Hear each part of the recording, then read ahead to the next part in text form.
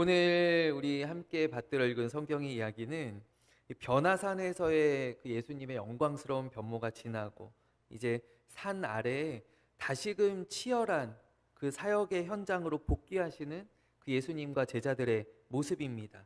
예수님께서 베드로와 또 요한과 야고보를 데리고 이제 한 산에 올라가십니다. 그리고 그곳에 함께 갔었던 제자들은 예수님의 그 영광스러운 모습, 예수님의 신적인 모습을 목도하게 되죠. 그 옷에 광채가 나고 빨래 죄송해요.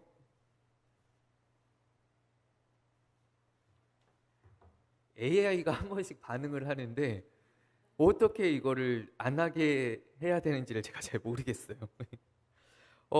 예수님의 영광스러운 그 모습, 예수님께서 가지고 계셨던 그 신성을 제자들이 목도하게 되죠.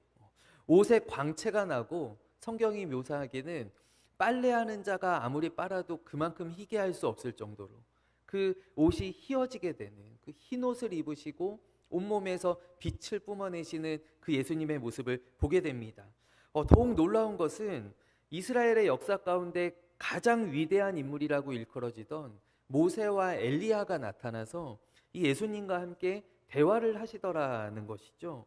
이 제자들이 너무나 놀랍고 또 황홀한 가운데 그들이 뭐라고 이야기하냐면, 예수님, 우리 여기서 안 내려가면 안 됩니까?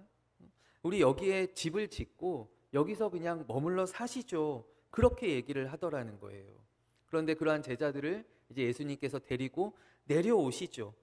그들이 내려와서 산에서 내려와서 아래 마을에 도착을 해보니 이 산 아래는 산 위와 정반대의 광경이 펼쳐지고 있었습니다. 거기에서는 산 위에서는 영광스러운 하나님의 음성을 들었었는데 산 아래에서는 귀신 들린 아이의 울부짖음과 그리고 그 귀신을 쫓아내지 못하고 쩔쩔매고 있는 그 다른 제자들을 이 예수님과 산에 올라갔던 제자들이 보게 되었다라는 것이죠. 그리고 그러한 그들에게 오늘 예수님께서 무엇을 가르치시는가? 바로 이 세상에서, 저 산 위에서가 아니라 이 세상에서 승리할 수 있는 믿음에 대하여서 오늘 예수님께서 가르치신다라는 거예요. 사실 오늘 예수님을 따라갔었던 제자들이 경험하는 일들, 우리가 종종 경험하게 되는 일들인 것 같습니다. 교회에 와서 예배 드릴 때, 또 우리가 말씀 들을 때, 또 지난주에 있었던 그 부흥회처럼 우리가 정말 큰 은혜의 잔치를 경험할 때 우리가 무언가 깨달은 것 같고 은혜를 받았다라고 느낄 때, 내가 이제 세상에 나가면, 내가 가정에 돌아가면 무언가 잘할 수 있을 것 같은 그런 어떤 기분이 고양되는 것을 느낄 때가 참 많이 있잖아요. 그런데 정작 어떠한가요? 우리가 삶의 자리로 돌아와 보면 여전히 어렵고 또 여전히 잘 안 되고 또 오늘 제자들의 모습과 같이 쩔쩔매는 그런 나의 모습을 발견하게 된다라는 것이죠. 사랑하는 여러분, 우리가 부흥회 한 번, 또 수련회 한 번, 우리가 기도원 한 번 올라가서 나의 삶이 변화된다면 얼마나 좋겠습니까? 그런데 은혜 받았을 때 우리가 잠깐 좋아지기는 하지만 그러나 제자리로 다시 돌아올 때가 너무나 많이 있다라는 거예요. 어느 날 아빠가 교회에 이렇게 다녀오더니 밝은 표정으로 집에 들어와서 막 사랑해 사랑해 막 남발을 하시는 거예요. 그러고 아내한테도 엄마한테도 여보 그동안 미안했어 막 사과하기 시작합니다. 그런데 그게 오래 못 간다라는 것이죠. 아이가 성경학교 다녀오더니 갑자기 엄마 저 열심히 공부해서 저 하나님께 영광 올려드리는 그런 의사가 되고 싶어요. 근데 오래 책상에 못 앉아 있는다라는 것이죠. 그것이 며칠이나 가겠느냐라는 거예요. 전에 제가 교회에 있을 때 어떤 부목사님 가운데 한 분이 굉장히 좀 차갑고 좀 이렇게 시니컬하고, 마음은 그러시지 않겠지만 이렇게 좀 차가운 말들을 내뱉으시는 그런 목사님이 한 분 계셨어요. 좀 다가가기 어려운, 이렇게 성도들의 이야기도 잘 안 들어주시는 그런 목사님이 계셨어요. 근데 그분이 이제 자전거를 타고 이제 왔다 갔다 하시는데 자전거를 타고 가시다가 차와 정면 충돌을 하시게 된 거예요. 제가 목격자들의 이야기를 들어보니까 자전거가 공중에서 2바퀴를 돌았다 그래요. 그러니까 굉장히 이제 큰 사고 가운데 근데 참 놀라운 것은 무엇이냐면 이 목사님이 머리털 하나 다친 곳이 없이 정말 너무나 성한 모습으로 그 사고 가운데 살아나셨다라는 것이죠. 하나 다치신 곳이 없이.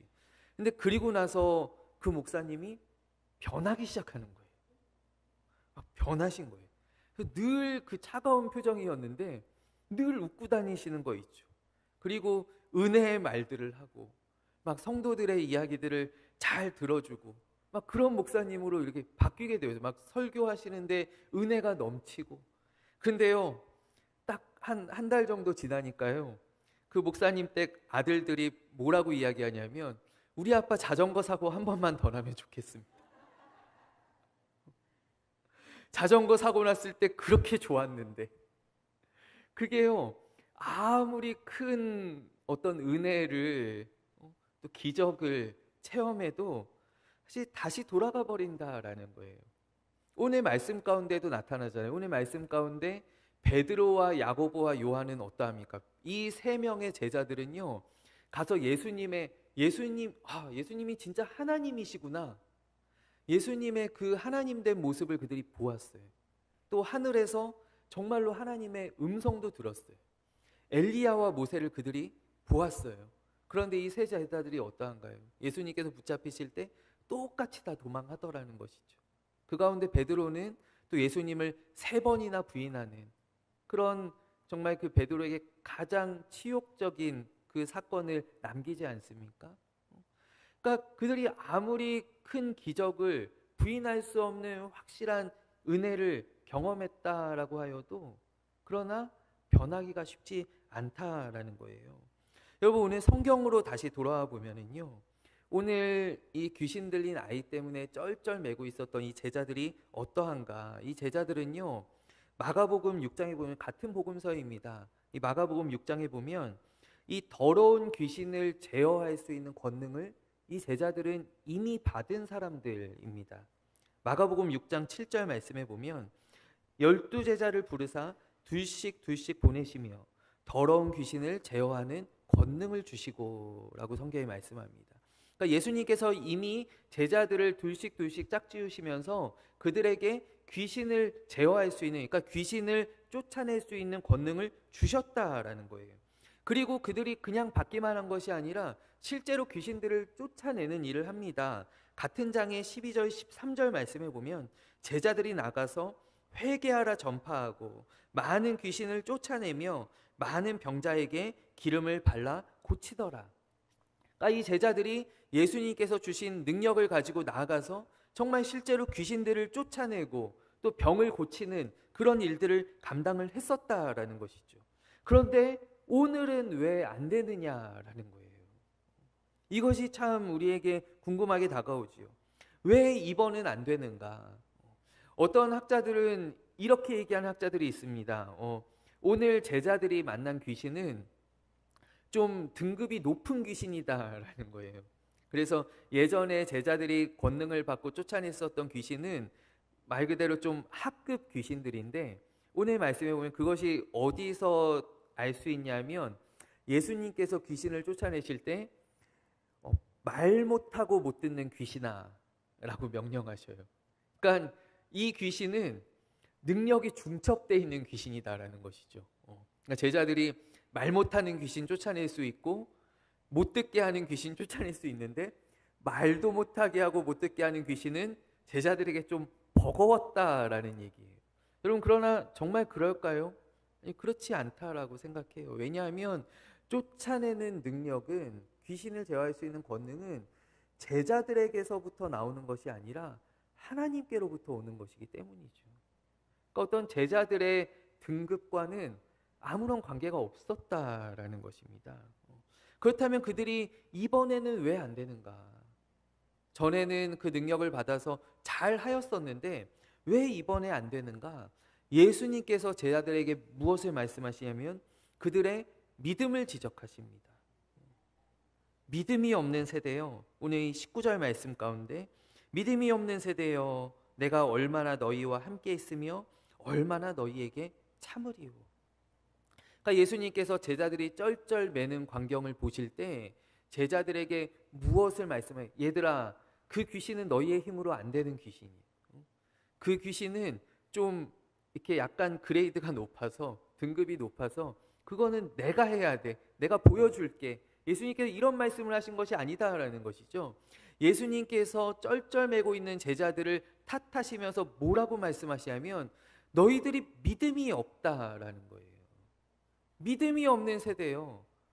그렇게 나를 오랫동안 따라다니고 오랫동안 나의 사역 가운데 동참하면서 나를 보았으면서도 아직도 깨닫지 못하느냐? 아직도 믿음이 없느냐? 그들에게 한탄하시면서 예수님 말씀하셨다라는 것이죠. 그리고 이 아이를 고쳐달라고 부르짖는 그 아버지에게도 예수님께서 이와 같은 말씀을 하십니다. 할 수 있거든이 무슨 말이냐? 믿는 자에게는 능히 하지 못할 일이 없느니라. 아멘.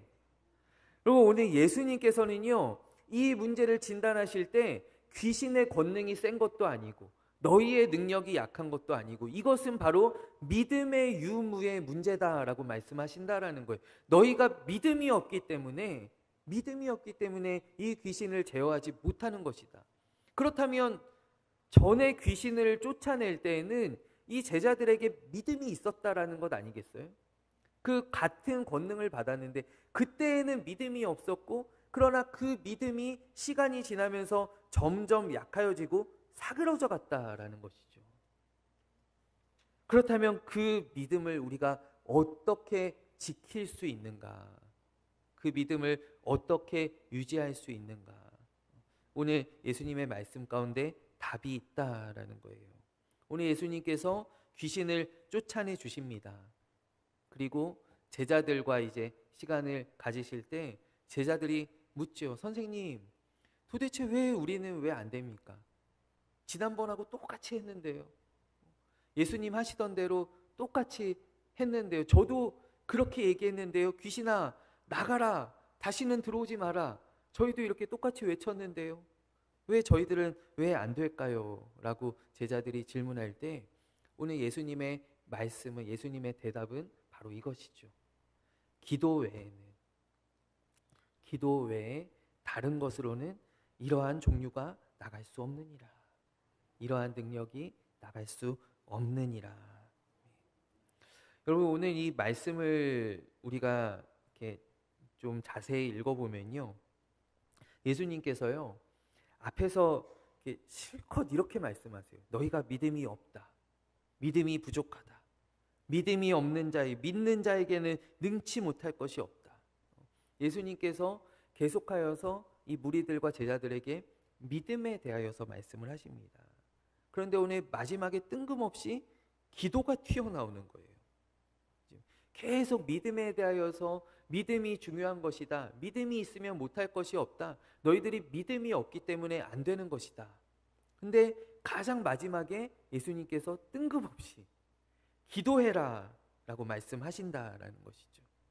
여러분, 그렇다라는 것은 오늘 바로 이 믿음을 유지하는, 믿음을 지킬 수 있는 그 힘이 어디로부터 나오는가? 우리가 하나님께서 주신 은혜, 내가 받은 은혜와 또 은사를, 또 주님께서 주신 권세와 능력을 내가 계속 유지할 수 있는 그 힘이 어디로부터 나오는가? 바로 기도에서 나온다라는 것이죠. 우리가 기도해야 합니다. 오늘 예수님께서는 제자들에게 말씀하십니다. 너희가 권능을 받았었지. 그런데 너희들 계속 기도하였느냐? 기도하고 있었느냐라고 제자들에게 질문하시는 것 같다라는 것이죠. 오늘 우리에게도 마찬가지입니다. 너희가 지난주에 부흥회를 통하여서 은혜 받았었지. 그때 마음이 뜨거웠었지. 너희들 그 이후로 계속 기도하고 있느냐라고 예수님께서 우리에게 물으신다라는 것이죠. 우리가 받은 은혜를 간직하기 위해서, 이 받은 은혜가 자라나게 하기 위해서, 열매 맺게 하기 위해서 우리에게 필요한 것이 무엇인가? 바로 기도인 줄로 믿습니다. 우리가 씨가 뿌려졌을 때 바울이 이야기하죠. 나는 심었고 아볼로는 물을 주었으나 자라나게 하시는 이는 오직 하나님이시다. 근데 하나님께서 자라나게 하실 때 하나님께서 무엇을 보시고 자라나게 하시는가? 바로 우리의 기도 가운데 하나님께서 자라나게 하신다라는 거예요. 그냥 저절로 자라나는 법은 없다라는 것이죠. 누군가가 나를 위하여서 믿음이 연약한 나를 위하여 기도해 주거나, 아니면 나의 믿음이 자라나서 내가 기도할 때 비로소 하나님께서 나의 삶 가운데 역사하신다라는 것이죠. 여러분, 근데 오늘 이 이야기를 보면은요, 저는 조금 제가 지적하고 싶은 것이 무엇이냐면, 여러분, 예수님께서 이렇게 말씀하십니다. 기도 외에는 이러한 종류의 능력이 나갈 수 없느니라. 근데 여러분, 어떤가요? 오늘 예수님께서 그 귀신 들린 아이를 고쳐주실 때 기도하시던가요? 오늘 말씀을 보면 정작 예수님은 기도하지 않고 쫓아내셨거든요. 그러니까 아마 저 같으면, 제가 만약에 그 제자들 가운데 있었다면 저는 이렇게 질문할 것 같아요. 제가 손을 이렇게 들고, 근데 예수님, 제가 봤는데 아까 예수님도 기도 안 하시던데요. 제가 아마 이렇게 예수님께 질문을 할 것 같아요. 정작 예수님께서는, 기도의 중요성을 강조하시는 예수님께서는요, 이 귀신을 쫓아내실 때 하나님, 내가 기도합니다. 하나님, 이 귀신이 떠나가게 하여 주십시오. 하나님, 능력으로 역사하여 주십시오. 이 아이를 불쌍히 여겨 주십시오. 고쳐 주십시오. 이러한 기도를 예수님께서는 전혀 하지 않으셨다라는 거예요. 예수님께서는 그냥 평소에 아마 그 앞에 제자들이 하던 일과 같은 일일 거예요. 이 제자들이 예수님께서 산에 내려오실 때 예수님께서 제자들의 무엇을 보았겠어요? 이 귀신 들린 아이를 가운데 놓고, 말 못하는 귀신아, 이 못 듣게 하는 더러운 귀신아, 당장 떠나가라. 이 아이에게서 나가고 다시는 들어오지 마라. 아마 이 제자들이 이 아이를 놓고 똑같은 이야기들을 하지 않았겠어요? 근데 정작 예수님께서 오셔서 예수님께서 다른 방법으로 하신 게 아니었다라는 거예요. 예수님께서 제자들이 앞에서 하고 있던 그 똑같은 그대로, 더러운 귀신아, 이 아이에게서 나가고 다시는 들어오지 마라, 이렇게 말씀하셨는데, 예수님이 하실 때는 귀신이 나갔었다라는 것이죠. 그러니까 이 제자들이 궁금한 거예요. 예수님, 왜 우리는 안 되면? 똑같이 했는데요. 예수님 가르쳐 주신 대로, 지금 예수님 하신 대로 똑같이 했는데요. 그리고 전에는 됐었는데요. 근데 예수님께서 이렇게 말씀하신다라는 것이죠. 기도 외에는 그러한 능력이 나갈 수 없느니라. 여러분, 그렇다라는 것은 무엇이냐면, 오늘 예수님께서 말씀하시는 예수님의 기도는 어떠한 기도인가? 그 기도는 예수님의 삶 가운데 녹아져 있는 기도다라는 것이죠. 예수님께서 늘 새벽 미명에 홀로 나아가서 하나님께 기도하셨던 바로 그 기도, 또 제자들과 떨어져서 한적한 곳에서 따로 나가서 기도하시던, 제자들을 먼저 배태워서 다 보내시고 홀로 남아서 기도하시던 그 기도가 바로 오늘 예수님께서 제자들에게 말씀하시는 기도다라는 거예요. 여러분, 요한복음에서도요, 나사로를 살리시는 장면이 나옵니다. 예수님께서요. 근데 예수님께서 그때 하늘을 우러러 보시고 기도하십니다. 나사로의 무덤 앞에서 기도하시면서, 하나님 아버지, 나의 기도를 들어주심에 감사합니다. 근데 예수님께서 이 기도를 왜 하시냐면, 예수님께서 그때 기도하시면서 말씀하세요. 내가 지금 이 기도를 드리는 것은 여기에 모여있는 무리들이 하나님께서, 아버지께서 나를 보내신 것을 믿게 하기 위함이니이다. 그러니까 이미 예수님께서 무덤 앞에 섰을 때 하나님께서는 다 이루어 주셨어요.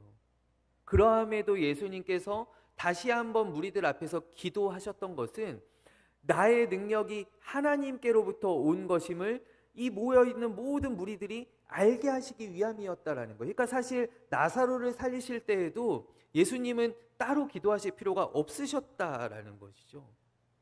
여러분, 예수님의 기도는요, 사건을 해결하기 위한 어떤 우리가 외우는 주문 같은 것이 아니었다라는 것이죠. 예수님의 기도는 평소에 예수님께서 늘 일상 가운데에서 하나님과 맺고 계셨던 그 깊은 관계성을 오늘 예수님께서는 기도다라고 말씀하신다라는 거예요. 우리 누가복음 10장 말씀에 보면 예수님께서 70명의 제자들을 둘둘씩 짝지어서 그들에게 능력을 주시고 파송하시는 장면이 나옵니다. 그리고 시간이 지나서 그들이 예수님께 돌아와서 막 흥분된 얼굴로, 막 기쁜 얼굴로 예수님께 보고하면, 예수님 정말 대단하던데요, 저희가 예수님의 이름으로 기도했더니 정말 귀신들이 떠나가던데요, 병이 낫던데요. 그들이 막 흥분해서 예수님께 보고합니다. 그때 예수님께서 그들에게 뭐라고 말씀하시냐요? 그들에게, 얘들아, 귀신들이 너희에게 항복하는 것으로 기뻐하지 말고 너희의 이름이 하늘에 기록된 것으로 말미암아 기뻐하라라고 말씀하십니다. 여러분, 그때도 예수님께서는 제자들에게 무엇을 강조하시느냐 하면, 너희들의 사역의 성과를 가지고 기뻐하지 말고 하나님과의 관계에서 기쁨을 발견하라라고 말씀하고 계신다라는 거예요. 여러분, 그렇기 때문에 우리가 늘 점검해야 하는 것이 무엇이냐 하면, 지금 내가 하나님께 기도하고 있는가, 내가 하나님과의 올바른 관계 가운데 서 있는가를 우리는 늘 점검하며, 우리 늘 기도하며 하나님 앞에 나아가야 하는 줄로 믿습니다. 그리고 우리가 이번에 부흥회 했습니다. 우리 참 큰 은혜를 받았습니다. 그런데 사실 우리가 눈에 보이는 그런 가시적인 결과들이 사실 부족하지요. 그러면 여러분, 우리가 그 가운데 우리가 무엇을 해야 하는가? 우리가 결과를 가지고 우리가 기뻐하거나 실망하는 것이 아니라 그 가운데 나로 하여금 계속하여 기도하게 하시는 그 하나님의 은혜로 말미암아 내가 기뻐하고 그 가운데 감사의 이유를 발견해야 한다라는 거예요. 여러분, 우리에게 주신 은혜들을 우리가 열매 맺기까지 우리 어떻게 해야 하는가? 우리는 기도해야 하는 줄로 믿습니다. 여러분, 제가 러닝 얘기 한 번만 할게요. 제가 가끔씩 하는 것 같은데 저희 아내가 저한테 맨날 뛰는 얘기만 한다고 뭐라 해요. 제가요, 지난주 토요일에 마라톤 대회를 사실 하나 신청을 해놨는데 부흥의 날짜 잡히기 전에 신청을 했고요. 부흥의 날짜가 잡히는 바람에 제가 못 나갔습니다. 못 뛰었습니다. 근데 제가 지난주에 이제 대회 포기하고, 그리고 이번 주 내내 부흥회 하면서 사실 잘 못 뛰었어요. 근데 제가 늘 한 10km 정도를 뛰어요. 저는 일주일에 5번 이상, 또 10km 이상, 한 번 10km 이상, 이게 제가 늘 이제 뛰는, 이제 나가는 목표거든요. 근데 10km를 제가 뛰고 딱 들어와서 앱을 딱 켜잖아요. 그러면은 거기 앱에 뭐라고 나오냐면, 무산소 유산소 능력 유지라고 나와요. 유지. 그러니까 향상이 안 되는 거예요. 그러니까 실력을 유지하기 위해서, 그러니까 10km 뛰는 게 많이 뛰는 것 같은데, 근데 그만큼 뛰어서 유지하는 것밖에 안 된다라는 거예요. 반대로 이야기하면 그만큼씩 날마다 뛰어야 그나마 그 실력이 유지된다라는, 저는 빠르지 않거든요. 저는 느린 편인데 그나마도 그 실력이 유지된다라는 거예요. 여러분, 그렇다면 우리가 사실 하나님 앞에 그만큼 기도하고 있는가를 우리가 생각해 보아야 한다라는 것이죠. 내가 하나님 앞에 기도하면서 나의 믿음이 자라나고 있는가? 아니면 유지되고 있는가? 아니면 줄어들고 있는가?